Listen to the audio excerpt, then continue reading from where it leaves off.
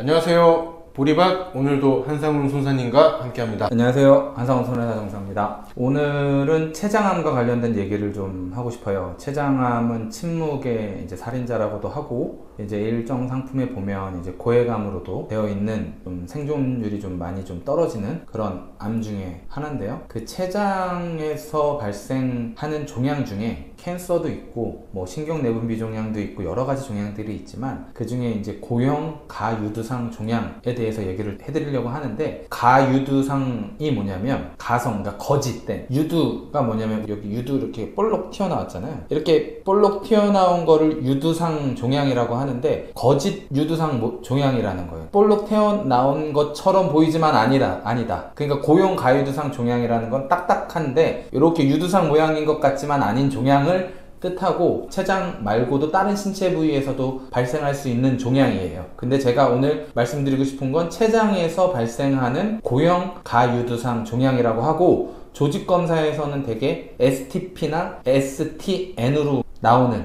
그래서 대문자만 보시면 편해요. 여성분들한테 흔해요. 그리고 30, 40대에 주로 발생을 하고, 근데 특징이 치뮤인이나 이런 것들이 좀 적은, 그래서 수술하시면 예후가 굉장히 좋은 종양인데, 이게 형태학적인 분류로 문제가 될 수가 있다는 거죠. 가유두상 종양 같은 경우는 KCD를 보시면 형태 분류가 1, 2, 3, 4라는 종양이, 형태 분류가 경계성 종양이면 슬러시 1, 종양이 형태가 안 좋아서 침윤하고 있으면 악성이면 슬러시 3, 이렇게 되어 있어요. 형태 분류 코드를 부여하는 기관이 총 3군데예요. 가장 핵심적으로 분류하는 데가 WHO, 국제질병분류라고 해서 ICD가 있어요. 그리고 한국표준질병사인분류라고 해서 KCD가 있고요. 근데 저희들이 검토하는 건 대부분 KCD잖아요. 한국표준질병사인분류. 통계청에서 그걸 관할을 하고 있고, 그래서 통계지침이나 통계학적 행정 문제가 생기면 통계청에 질의를 넣고 답변을 받아요. 제일 빠르게 형태 분류가 변하는 곳이 어디일까요? 3군데 중에. KCD. 아니요. WHO.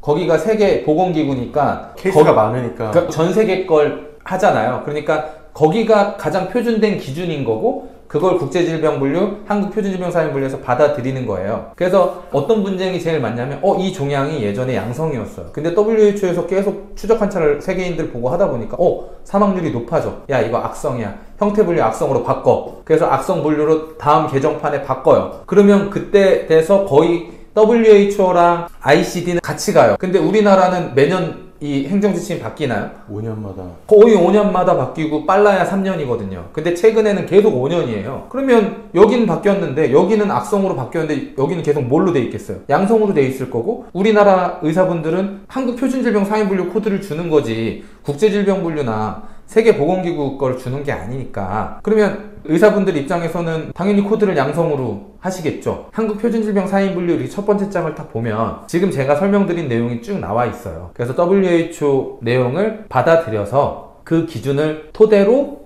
우리는 그 진단 코드나 형태 분류를 작성한다라고 되어 있고, 만약에 다른 보고 자료가 있다면 그 다른 보고 자료가 형태 분류를 대신할 수 있다라고 되어 있어요. 그렇기 때문에 저희가 무조건 WHO 자료를 갖다가 들이대는 거는 아니고, 이게 다른 보고 자료이기 때문에 양성이어도 지금은 여기서 악성으로 바뀌었으니까 암진단비를 지급해야 된다라고 했던 것들이 굉장히 많았어요. 그렇게 해야 되는데, 지금 제가 말씀드린 고형 가유두상 종양은 경계성 종양이 맞아요. 그러면 이게 왜 문제라는 거야? 라고 인식을 하시겠죠. 경계성 코드로 나가면 D37로 분류가 돼요. 췌장의 행동양식 불명. 그리고 암으로 나가면 C25 코드가, 췌장암 코드가 나갈 거예요. 고형 가유두상 종양은 D 코드로 분류되는 경우들이 더 많아요. 자, D 코드로 분류됐고 형태 분류가 슬러시 1이면 보험회사가 고민조차 할 필요가 없겠죠. 그냥 바로 경계성 종양, 유사암, 소외감, 이 돈만 주고 끝이 나버릴 텐데, 그러면 이게 왜 이렇게 봐야 되느냐라는 건,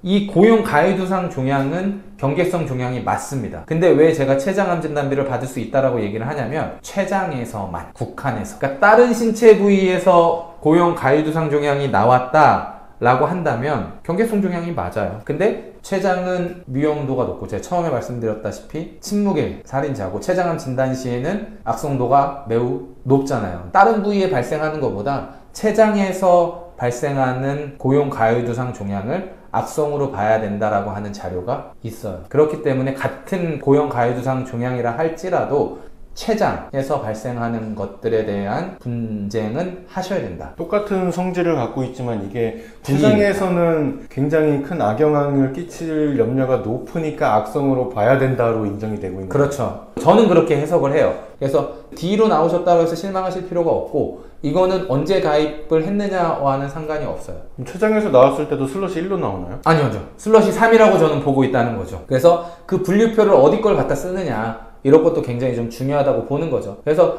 그런 부분들은 제가 해야 될 부분인 거고 소비자분 입장에서는 이게 D로 나올 때도 있고 C로 나올 때도 있으니까 어디 병원을 가야 되느냐라는 생각이나 고민을 하실 게 아니라 C냐 D냐 상관이 없다. 췌장에서 나오신 거는 반드시 분쟁을 하셔야 된다라고 말씀을 드리는 겁니다. 암보험금 분쟁할 때 진단이 중요하지 않아요. 진단이 중요할 것 같으면 의사를 찾아가야죠. 그러니까 약관대로 평가를 받아야 되는 게 맞으니까 약관에서는 병리학적 분쟁을 우선시하고 있으니 그렇게 이해하시면 될 것 같아요. 오늘도 처음 들어보는 질병을 또 알게 됐습니다. 네, 항상 좋은 말씀 감사합니다. 감사합니다.